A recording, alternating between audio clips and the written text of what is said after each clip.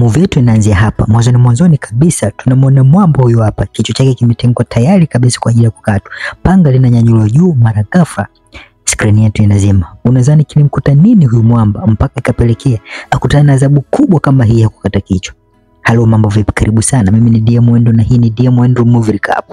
Tafadhali endelea kuambatana nami mwanzo mpaka mwisho wa mkasa huu ili uenjoy na kujifunza mengi. Lakini kabla tujaendelea, naomba nikukumbushe kusubscribe na kutani on notification au kuwasha alama ya kengele ili uwe mwanafamilia na uwe kwanza kupata taarifa pindi tu tunapopandisha mzigo mpya. Sasa story inaanzia hapa. Tunamwona kijana mmoja anaitwa Leon akiwa anafanya mazoezi huku akizungumza na mamake kwenye simu. Mamake anamwambia kuwa ni miaka 5 sasa imepita mwanangu, haujawahi kukanyaga kijijini kututembelea wazazi wako. Fanya tutembelee mwanangu ili uhudhurie anniversary ya mimi na baba yako, lakini pia tuweze kukupa baraka umwe mchumba wako mpya. Lakini Leo anakataa na kusema kwamba yeye haitulio na swala la kwenda kijijini kwake ni gumu, hawezi kufanya hivyo, na inaonesha anakasirika sana inapokuja swala la kwenda kijijini. Chumbani tunamwona mchumba wake Leo anaitwa Nikia. Nikia ana mawazo sana tokea hao kwenye mahusiano na Leo. Hawajawahi kuwajua wazazi wake na Leo, na sasa wanakaribia kuoana, na inaonesha dalili kuwa Leo hana mpango kabisa wa kumpeleka kijijini kwao ili akaone wazazi wake. Hivyo Nikia anamshawishi sana Leo akubali kumpeleka kijijini na akamtambulisha kwa wazazi wake, lakini Leo anakataa, anasema kuwa kuna watu wengine kwenye maisha ni afadhali ubaki kutokuwafahamu kwa ajili ya usalama wako. Lakini Nikia anaendelea kumsemesha sana Leo na kumwambia kwamba kama hatakubali kumpeleka kijijini basi na yeye hatakuwa tayari kuolewa na Leo, kwani haoni kama ni sahihi kuoana na mtu pasipo kupata baraka za wazazi wake. Leo anakubali kumpeleka Nikia kijijini, lakini kwa shingo upande, na wanakubaliana weekend itakapofika basi wataelekea huko kijijini, na hapo ndipo tunapata jina la movie yetu ambayo inaitwa The Weekend. Sasa weekend ilipofika, safari ya kuelekea kijijini ikaanza. Leo anatokea kijiji cha Kwasa. Kijiji hicho kiko mbali sana na mjini, kwa hiyo walitembea siku nzima, na walipofika kufika kijijini walisimamishwa na walinzi ambao walidai kuwa wanafanya doria, hivyo wakamtaka Leo ashuke ndani ya gari ili wafanye ukaguzi. Lakini Leo akagoma kushuka ndani ya gari, na baadaye walinzi hao wakaanza kuzungumza kwa kilugha chao, wanasema kwamba watamuua Leo na kisha wakaiuza gari yake. Lakini Leo akawajibu kwa kilugha chao, jambo ambalo liliwashtua sana wale walinzi baada ya kugundua Leo amesikia na kuelewa kile ambacho alikuwa akizungumza. Lakini pia Leo akavua shati lake na kuonesha nembo ambayo ilikuwa inaonekana mgongoni kwake. Wale walinzi baada ya kuona nembo hiyo waliogopa sana na kumruhusu Leo apite haraka. Na mpaka hapo Nikia akaanza kuona ugumu wa safari yao, na kwa mbali akaanza kuelewa kwa nini Leo alikuwa hataki kabisa safari ya kuja kijijini. Lakini ngoja, unadhani kwa nini Leo ana hofu sana na safari hii ya kuja kijijini? Na ile nembo alionyesha ikawatetemesha walinzi na siri gani ya kijiji cha Kwasa? Binafsi sijui, lakini endelea kuambatana nami mwanzo mpaka mwisho wa mzigo ili uweze kupata majibu ya maswali yote. Walipofika nyumbani, mama Leo alifurahi sana kumwona mwanae baada ya miaka mingi kupita. Alikumbatia kwa furaha sana, lakini pia alikuwa na furaha zaidi kumwona mchumba wake na Leo aitwa Nikia. Mama alimkumbatia Nikia na kumwambia kuwa huyu ndo mwanamke ambaye anamfanya mwanangu abaki mjini bila kutembelea wazazi wake huko kijijini. Yaani alikuwa ni maneno ya utani tu ambayo mama alikuwa anatumia na hakuwa na usiriasi wowote. Lakini pia alimsifia sana Nikia akisema kuwa ana ngozi laini, jambo ambalo lilimfanya babake na Leo na yasogee kumkumbatia Nikia. Babake Leo anamwambia Leo kuwa nisije kusamehe kama ungeamua kumuoa Nikia bila kumleta kwetu. Lakini Leo anamwambia babake kuwa yeye haitwi Leo, analichukia sana hilo jina. Na ni mara ya pili sasa tunamwona Leo akilikana jina hilo baada ya mara ya kwanza kumgomea mamake kuwa haitwi Leo mwanzoni kabisa wa movie. Sasa wakiwa chumbani Leo pamoja na Nikia anamuuliza Leo kuwa ameiona nembo kama ya Leo kwenye mkono wa baba yake wakati walipokuwa wakisalimiana, na anapenda kujua kuna maana gani kwenye hiyo nembo. Lakini Leo anamwambia kuwa hayo ni mambo ya kifamilia na ni mapema sana yeye kujua, na anamuomba walale. Kisha Nikia anapunguza nguo na kinachofuata wote tunafahamu. Usiku Nikia anaamua kujipima mimba na anagundua kuwa amekuwa mjamzito, lakini anamficha Leo bila kumwambia siri hiyo. Lakini pia anasikia kelele kwa nje. Anapochungulia dirishani anagundua ni wanaume wale ambao waliosimamisha njiani wakati wakiwa wanakuja nyumbani kwa akina Leo. Na wapo nje wanazungumza na babake Leo, na kuna mzigo anamkabidhi, asijue ni mzigo gani.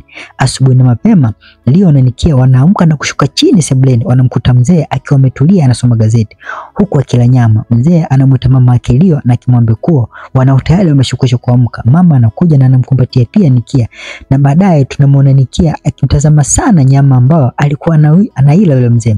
Na mzee anajaribu kumuuliza Nikia kuwa kama angekuwa anapenda kujaribu ile nyama anaruhusiwa kujaribu, lakini Nikia anakataa. Lakini pia Nikia anaulizia funguo ya gari na anatoka nje ili akachukue zawadi ambazo alikuwa amezibeba, maana alizisahau kwenye gari.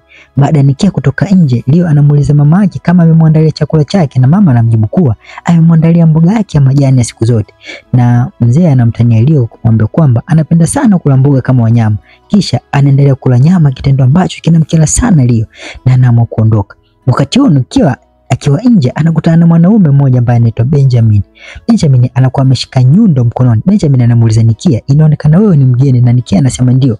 Benjamin anamuuliza Nikia pia kama anafahamu historia ya familia hiyo, lakini Nikia anasema haijui historia yote ya familia hiyo. Na baadaye Benjamin kabla hajaendelea, babake na Leo anatokea na kumuita Nikia, na Benjamin anaamua kuondoka zake. Mpaka hapa sasa tunaanza kupatwa na wasiwasi juu ya siri ya familia hii. Sasa Leo ana dada yake anaitwa Kama. Kama ana mchumba wake anaitwa Ziedo. Ziedo anampiga sana Kama, na leo wako njiani kuelekea kijijini. Ziedo anamtishia Kama kuwa atampiga aiharibu sura yake, kwa sababu amekuwa akimwambia ajipake makeup kuficha makovu yake, lakini bado yanaonekana. Kama anajitetea sana akisema kuwa amepaka vizuri, lakini Ziedo naye anasema kuwa yeye sio kipofu, maana ameona makovu yao. Wakiwa wanaingia kijijini, wanasimamishwa tena na walinzi, wanajaribu kuwahoji, lakini Ziedo analeta utani. Anachomelewa nje ya gari ili wampige risasi, lakini Kama anawakimbilia na kumwombea msamaha. Walinzi wanamwambia Kama athibitishe kama na yeye ni wa kijiji hicho, ndicho naye anaonesha nembo kwenye mgongo wake, na wanamwachilia wanaenda. Wanafika nyumbani, wanakuta sherehe tayari imeshakwisha kuanza. Kama anamwambia Ziedo akasalimia wazazi wake, lakini Ziedo anasema kuwa atakula nyama kwanza kabla yote, na tunamwona Kama anamkimbilia babake na kumnong'oneza kitu. Babake anafurahi huku akimtazama Ziedo. Baadaye Leo akiona Kama, anaona Kama na makovu mengi usoni, anajaribu kumuuliza kama anakuwa anapigwa, lakini Kama anasema kuwa ni kawaida tu, yeye ameshazoea hali hiyo. Ingawa Leo hafurahishwi na kitendo cha mdogo wake kunyanyaswa. Baadaye Leo anashtuka baada ya kumwona Ziedo anakula nyama, tena kwa madaa kabisa. Inaonyesha Leo hana furaha yoyote kila anapomwona mtu akila nyama. Usiku akiwa kwenye chakula cha pamoja familia nzima, Leo anaendelea na utaratibu wake wa kula mboga huku Ziedo akila nyama, tena akimlaumu Leo kwamba alipaswa kula nyama na mboga angewaachia wanawake, lakini Leo anamtazama tu na familia nzima inavutiwa sana na ucheshi wa Ziedo. Sasa shida ilianzia hapa. Usiku mmoja Ziedo alishindwa kulala na kiu ilikuwa imembana, kwa hiyo akaamua shuka jikoni wala aweze kunywa hata maji. Lakini akiwa jikoni kwa nje anamwona mzee, kwa hiyo akaamua toke nje ili apige story. Na Ziedo anaongea na mzee kama kijana mwenzake, hatuoni kama kuna heshima yoyote kutoka kwa Ziedo, na mzee wala hajali. Mzee anamkaribisha Ziedo na kumwambia kama unapenda kunywa unaruhusiwa pia, lakini cha ajabu Ziedo anachukua chupa yote na kuanza kujipigia, jambo linalomwacha mzee mdomo wazi. Baadaye mzee anamwambia Ziedo kuwa kuna kitu ambacho angependa kumuonesha.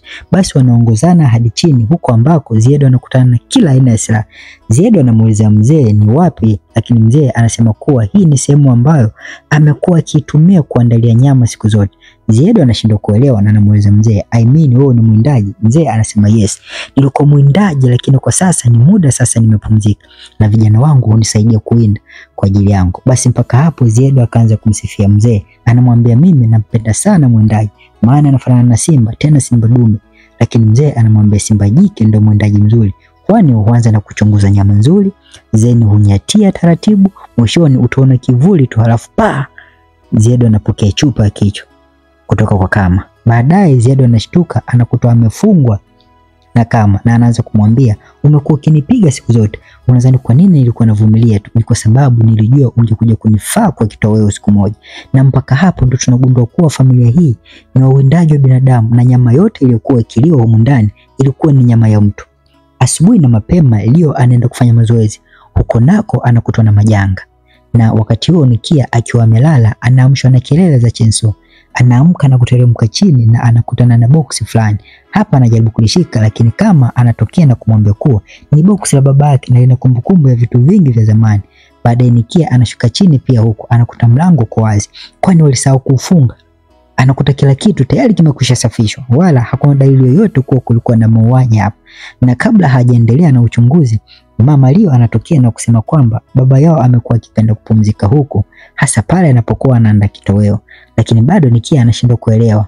Sasa upande wa pili tunaona Leo baada ya kukamatwa akiwa jogging ameletwa maeneo haya na kichwa chake kimewekwa kwenye kisiki tayari kabisa kwa kukatwa, na hii ndio scene ambayo tulianza mwanzoni kabisa mwa picha yetu.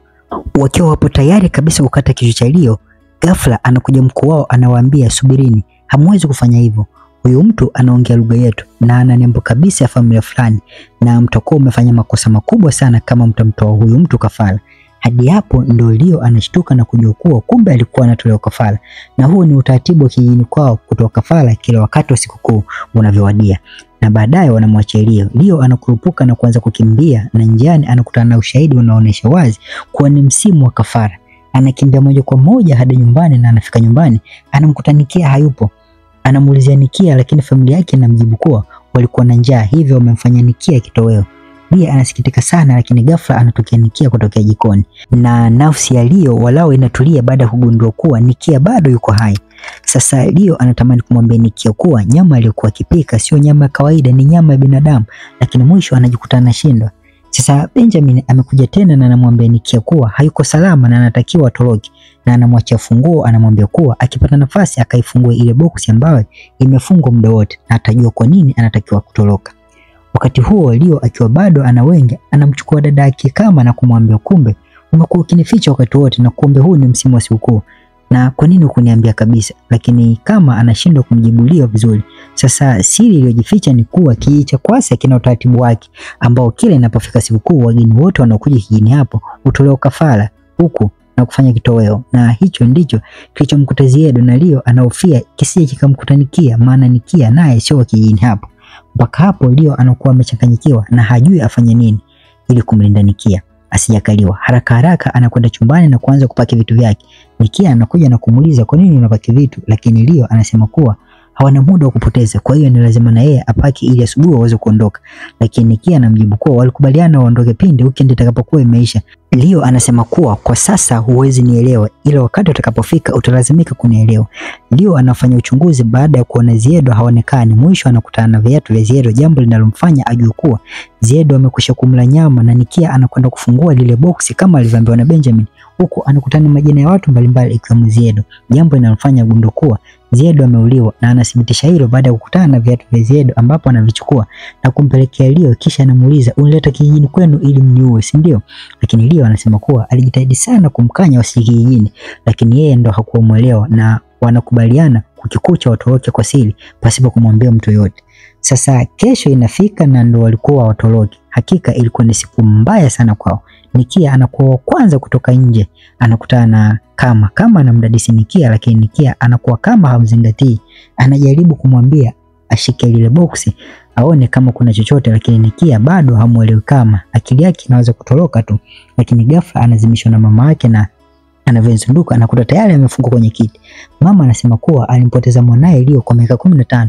Anamshukuru Nikia amemleta tena Leo kijijini, lakini anasema sitamani tena kumpoteza mwanangu, na kwa sababu hiyo hawezi kumwachia Nikia atoke akiwa anajua siri zote za humu ndani, kwani ataenda kutangaza huko nje. Hivyo mama anamwambia Nikia njia pekee yeye kubaki salama ni kula hiyo nyama, halafu wao watamweka alama na atabaki kwa sehemu ya familia, swala ambalo linakuwa gumu kwa Nikia kukubaliana nalo, ingawa amekuwa anakula nyama hiyo siku zote humu ndani pasipo kujua.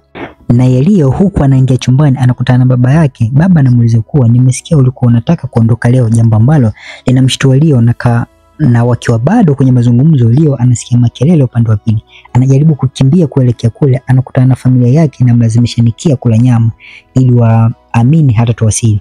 Leo anajaribu kumtetea, lakini mzee anakuja na bunduki, anasema kuwa atamuua Leo kama ataendelea kuzuia Nikia asilishwe nyama. Baadaye Leo naye anafungwa kwenye chumba kisha analazimishwa kula nyama. Mama anamshikia bunduki na baba anamlazimisha Leo kula hiyo nyama. Wakati Kama akiwa anaendelea kumtesa Nikia, huku ghafla Benjamin anatokea na kumuua Kama.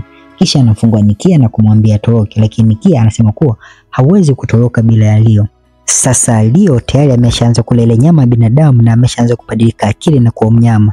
Benjamin anakuja na kupambana na mzee, lakini mzee anamzidi nguvu Benjamin, na wakati mzee anataka kumvamia Nikia anafaulu kumdhibiti mzee. Wakati huo mama anaingia na anaanza kupiga risasi ovyo, lakini anagundua atamuua mwanae Leo, anaweka bunduki chini na haraka Benjamin anamrukia mama na kuanza kumpiga, jambo linalomkasirisha Leo na kuamua kumuua Benjamin. Baada ya Leo pamoja na mama wanamjiukia Nikia, wanataka kumuua kwa sababu Nikia amemua kama pamoja na baba, lakini Nikia anamwambia Leo kuwa usiniue, nina ujauzito wako. Mama anakataa, anasema kuwa huo ni uongo tu ambao Nikia anataka kuutumia kubaki salama, lakini Nikia anasisitiza kuwa ni kweli yeye ni mjamzito. Katika mbishano ya hapa na pale, kwa bahati mbaya Leo anampiga risasi mama, na hapo anabakia Leo pamoja na Nikia. Leo anamwambia Nikia, nilikuomba sana kuwa tusije kijijini, lakini wewe hukutaka kunielewa, ukahisi mimi ninakutania. Sasa umejionea mwenyewe. Na kwa kuwa Leo tayari amekula nyama, anahisi kuwa kuanzia sasa na yeye anaweza kuwa muuaji na mlaji wa nyama za watu. Hivyo anaamua kujipiga risasi na kujimaliza, jambo ambalo linamhuzunisha sana Nikia. Wikendi ambayo alitegemea ingekuwa ya furaha inageuka kuwa ya majonzi. Kila mtu kwenye familia hii alikufa siku hiyo. Alibakia Nikia tu, bunduki pamoja na nyama kwenye bakuli. Huzuni mno. Basi mwishoni wa movie yetu tunamwona Nikia akiwa kwenye gari anaondoka kijijini Kwasa. Njiani anasimamishwa tena na walinzi wale wale. Nikia anasimamisha gari, anashusha kioo na kuonesha alama mgongoni. Alifanya hivyo ili kujiweka alama mgongoni kwa kuwa hiyo ndio ilikuwa ni njia pekee ya yeye kumtoa salama hapa kijijini, vinginevyo ingeshindikana. Na anaruhusiwa kupita na wale walinzi baada ya walinzi kuona alama ambayo ilikuwa iko tayari kwenye mgongo wa Nikia, kwa sababu anaamini Nikia ni mwenzao sasa kuanzia sasa hapo kijijini, na wanamkaribisha tena kuja kijijini wakati wowote atakapojisikia, jambo ambalo linakuwa la huzuni sana kwa Nikia kuondoka kijijini hapo akiwa amempoteza kila mtu kwenye maisha yake. Niandikie umeionaje movie hii kwenye comment, na usisahau kusubscribe pamoja na kushare ili kuweza kuwa kwanza kupata taarifa pindi tu tunapopandisha mzigo mpya. Jina langu ni Diamwendo na hii ni Diamwendo Movie Recap. Bye bye till next time.